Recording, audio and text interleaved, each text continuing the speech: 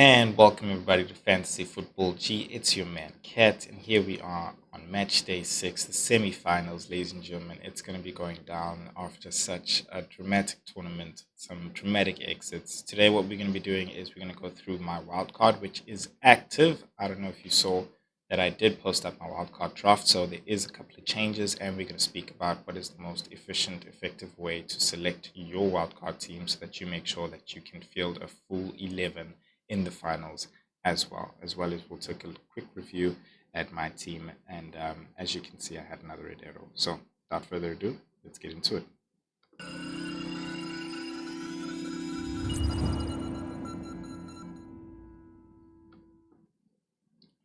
All right, 37 points on the board. Not so impressive, as you can see. My second bad week. But for me, like, if I don't, get a green arrow, then that's yeah, and you'll know whether or not by the fact that my rank is red or not. But hey, top 500k, some wouldn't complain, but for me, I want to be top 100 at least. So yeah, it is what it is. I think captaincy screwed us all over, screwed all of us. So I was thinking of putting it on Jules Kunde, man. I won't lie to you. I really, really thought about it. And then the second time, the second day, I said, I'm going to put it on Ake. And yeah, I put it on Ake, man, and it didn't work out. The first two, I put it on first.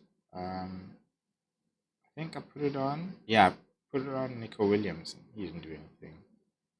Yeah, it is what it is, man. It is what it is. We move on. We live and we move on. So let us go to the um, next, and this is my team selection so far. So let's talk about before we really get in. Actually, let's talk about it while we get into this as well. So for you to be able to effectively field 11 players, you have 15 players, right, that you need to select. Okay, and what you need to do is you need to select four from each team you believe are going to go through, three from the team you likely think are going to go through. So you can field more than four from the team you believe that are going to go through. So, for example, I think Spain is going to go through. That's what I think, right? So I can field more from Spain. But if Spain doesn't go through, then I'm putting myself in a situation where, quite frankly, I might have to take hits just to field an 11. You know what I'm saying? I believe in this next round you get six transfers, if I'm not correct. I should know that, but I've mentioned it before. I believe it is six transfers going into the final, and yeah. So you want to make sure that you can use those transfers, only those transfers, if need be. So the safe route to go when doing your team selection is select four from each side that you believe is going to go through. I think, um, to put it quite frank, I don't think Netherlands is going to go through, in my opinion. Right? It's really tricky between France and Spain. I do think France is also not going to go through there, so I do think it's going to be in England and Spain. So I could select three from either France or Netherlands. So I ended up going up Netherlands. Now, with that structure, what I did was decided, okay, um, I'm going to go for the top four from each side in what I think is going to be the most effective way for the finals. So let's go with the keepers. Firstly, got Jordan Pickford on the bench there with Mignon. Hope I'm not butchering his name. Yeah, Mignon, and yeah, he's been a top goalkeeper. I don't think there's anything really else to say. I think he's had the most points as well. The French defense is honestly impenetrable. They've done very well in this tournament, so I wouldn't be surprised if it really goes to penalties, whether it be 1-1 or no. Um, I really wouldn't be surprised. So with that said, in my defense, I've got Jules Koundé, another top defender there, good with recovery points, as well as Saliba, and I got Dumfries. And completing the defense, I've got Ake and Gay. So there, straight away, I think you'll notice that Gehi, Ake, Kunde are like the top defenders, and completing it there with Saliba. really the French defense is really the top defender. So, whoever you're going with there, you're in the right place. But because you're going up against Spain, yeah, anything can happen, guys. Anything can happen. So I decided to also go with Dumfries there because of attacking ability. I was gonna go with Van Dijk, but then I was like, nah, let me just go up with the thing. Not that Van Dijk might not do anything, definitely swinging with the header, but I just feel like it's more exciting watching Dumfries go up there. And yeah, he's gotten himself a couple of assists as well, so that's great. Ake didn't really have the best of games in the previous game, coming off early as well. But still, I have faith in him. He's performed very well. So yeah, let me switch this up for us so we can actually see this based on dates. So yeah, that's my defense. And then when it came to the midfield, what I've really done is I've gone with the midfield, which is not all outright attacking.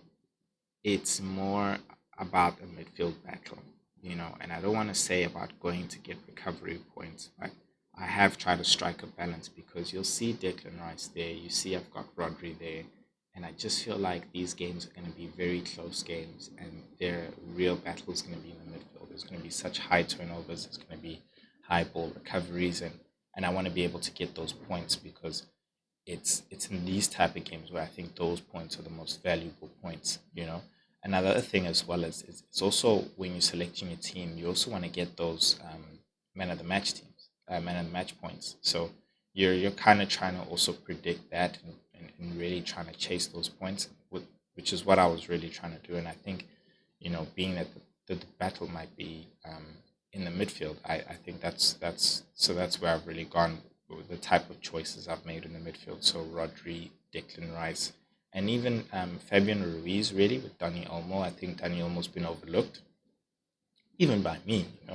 But I just wasn't sure at first how severe that injury with Pedri is. It seems like he's going to be out for the rest of the tournament and probably the beginning of the Barcelona season as well, La Liga. So I've decided to go with Dani Olmo because, yeah, man, he's been very effective for the time he's come in. He's hardly started any games, and yet he's one of the highest midfield point scorers. So that's amazing. Why wouldn't you include him? Fabian Ruiz for me is like what I think an all rounder. He can get an assist, he can get goals, he can get ball recoveries, he can get man of the match. Like, yeah, he's an all rounder. So for the first day, my captaincy is on him. Yeah, and then Jude Bellingham, man, you basically hoping for a moment of magic, and he's delivered. He's delivered on some days, but let's just say no one's really performing to the level we hope they'll be performing in the tournament. But yeah, we'll make deal with that. But that's my midfield, and Lamine Lamal starts with Kylian Mbappe there in my strike force, and we also have Cody Gakpo. Um, so yeah, I don't know. Mbappe is disappointed when it comes to captaincy, so I'm not going to even think about going with him. Um, yeah, I think I've covered the French really well in terms of who are the best top four. There's no one really in the midfield that we can go for. I mean, considering I do believe the battle is going to be in the midfield, I could have gone for Kante, but I just like now I want to get maximum points here, and I think the defenders are going to get that. And if they score as well, I think Kylian Mbappe will be involved. And then when it comes to Spain, like I explained, I think the battle is going to be in the midfield. And I just want to be able to also cover the attack there with Lamal, considering I don't have Williams. So if I were to make a transfer there with Williams, I might take out Dani Olmo or Rodri if I change my mind. But I don't think I'll change my mind on the deadline. I think this is going to be my team. And then, yeah, without a question, it had to be Kakpo, not Depay. He's been blanking, and I had him in the group stages. I had so much hope, but an assist is okay, but you want the goals, man. You really, really want the goals. So Kakpo's the one, and Gay's going to be back, so rather go with Gehi there. And I just don't have that much faith in the midfield. Um, if you're asking about Declan Rice, it's Saka and Foden. Foden hasn't been performing, but I wouldn't be surprised if he just has this one game and Saka as well just came through with that goal as well. For me, it's like, okay, cool. That's going to be a lot of recency bias if I just go with him. He himself as well hasn't had the best tournament, and I don't know if he can carry it through. I think Van Dijk and crew will really be able to take care of him. So, um, yeah, we'll see. We'll see if that works out. But I think yeah, that's my team for the second day captaincy. Who do I think is going to be a good shout?